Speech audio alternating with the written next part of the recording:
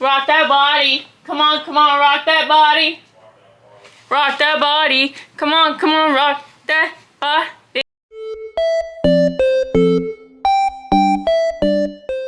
Hello everybody, welcome back to my channel. If you're new here, I make videos every once in 105 years. And I tell jokes that only I think are funny. So,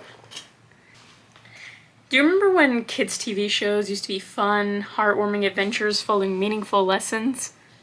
Yeah, me neither. Because it turns out a lot of your favorite childhood shows were actually 22-minute long infomercials. Especially in the 90s and early 2000s. Shows like Power Rangers, Transformers, He-Man, for example, because those are all the examples I'm going to use within the video. We're here at the Micro Invention Laboratory, where huge things are made tiny. We're literally made just to sell you toys. So let's get into it. In today's video, I'm exposing some of the most shameless, over-the-top product placement in kids' TV history. Shows that literally existed to make you beg your parents for the overpriced toys that were in the kids' aisle. And you know what? I did beg, and I have no regrets. So let's get started with the top offender, the Power Rangers. We're here at the Micro Invention Laboratory, where huge things are made tiny.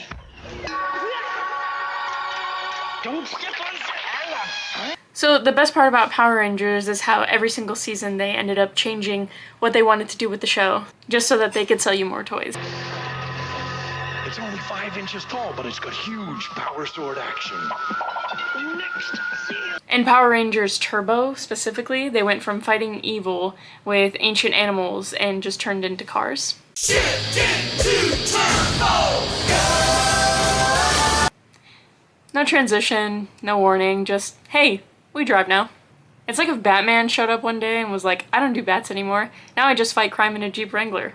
And every single season is like this. Power Rangers doesn't change its theme because of the plot progression. It changes because Hasbro said, what if the red Power Ranger just now had an LED light screen and like a detachable sword glider? Oh, you don't believe me? Here's a picture.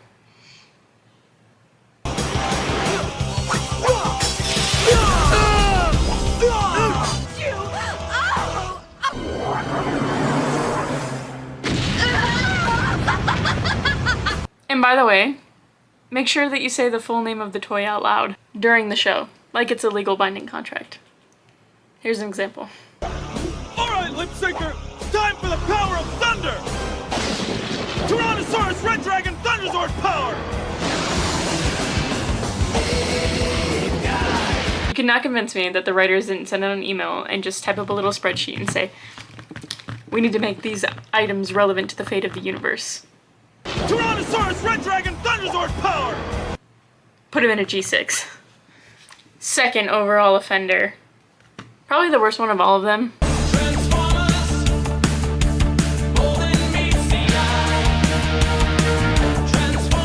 This show was like specifically made to sell the toys.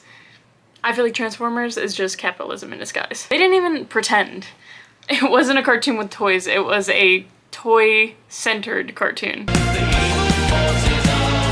The first few episodes of G1 were literally just character introduction, transformation scene, cool weapon demo, repeat 87 times. There's literally no plot. It's just a catalog of toys, like the catalog of the show, with explosions. Hound? Right here, Prime. Scout the area. See if you can locate the Decepticons. Just turn me loose, Prime. I'll sniff them out. I'm going too. I want to boot some Decepticon right in his turbocharger. Even in the later series of Transformers, like Armada, you get scenes where the character is having an emotional moment and then he suddenly goes, wait, I have a new Minicon partner. Injuries are nothing. I'll be as good as new in no time. You three have also been damaged. This energy bath will fix you up. There, you see? Isn't that better?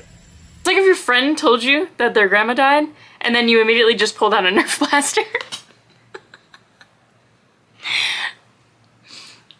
It's like if your friend told you that their grandma just died, and you immediately responded by putting a Nerf blaster on your arm.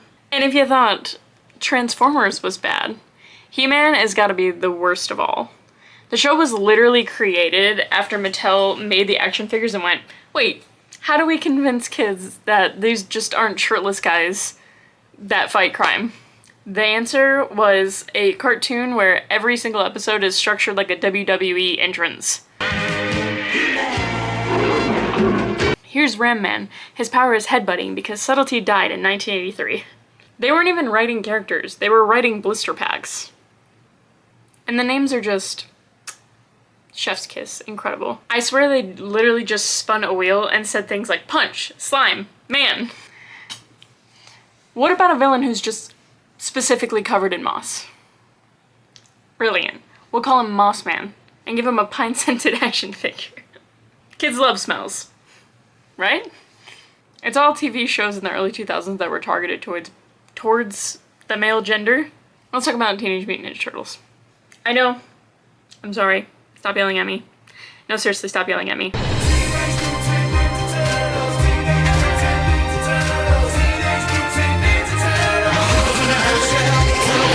I'm very sensitive. If you know anything about the Ninja Turtles, they started as comics and then progressively changed into a television show. Every single episode of TMNT, every single episode of this show either had a new vehicle, a new villain, or an excuse to paint Donatello in a scuba suit. If I had a nickel for every time this had happened, I'd have a lot more than 2 nickels, because what are we doing here? There is no world. There is no subgenre, no world, where Splinter was like, my sons, we must defeat the Foot Clan using this sewer submarine shaped like a pizza. Cowabunga. I have always liked Cowabunga. But in a financially stable way. And it worked. Every single turtle got dozens of toy variants. How about Astronaut Michelangelo? Or Samurai Raphael? At some point, they were just cosplaying their own merch shelf.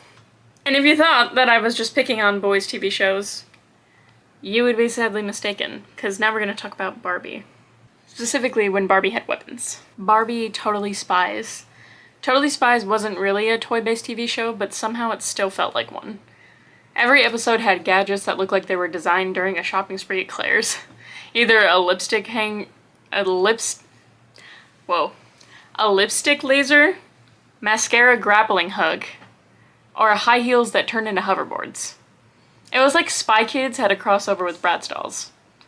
You could tell the designers were like, okay, but what if espionage was just really, really pink? And the best part about it, literally never explained. It has no clothes and you have to live in for the next 20 years. How'd she do that? She didn't. I did. Jerry? You're letting her out? But she's Miss Spirit Fingers. It's never explained where the gadgets come from. The girls just show up to a headquarters and get handed an eyeshadow grenade like it's completely normal. So yeah, it turns out that your childhood was not just powered by imagination. It was powered by merchandise budgets and a bunch of dudes in a room asking, but how can we make this sword shooting lightning turn into a tank? And honestly, they nailed it. Because to this day, I still want a Pizza Blaster skateboard and a deluxe Optimus Prime with a detachable blender cannon. On the half shell, they're the heroes for. In this day and age, who could ask for more? The crime wave is high. So if you like this video, drop a comment about the weirdest childhood toys that you experienced. And I'm so sorry, I was looking into my viewfinder the entire time, so I look like I'm looking off screen, but I love you so much, but I'm definitely not recording this video all over again. So if I'm looking off screen the entire time, it's because I was looking into the viewfinder and not into the lens. But I hope you enjoyed this video. Come back next time where I'm gonna try to dive off of a high dive board and probably cry about it. Okay, bye. I have always liked Cowabunga.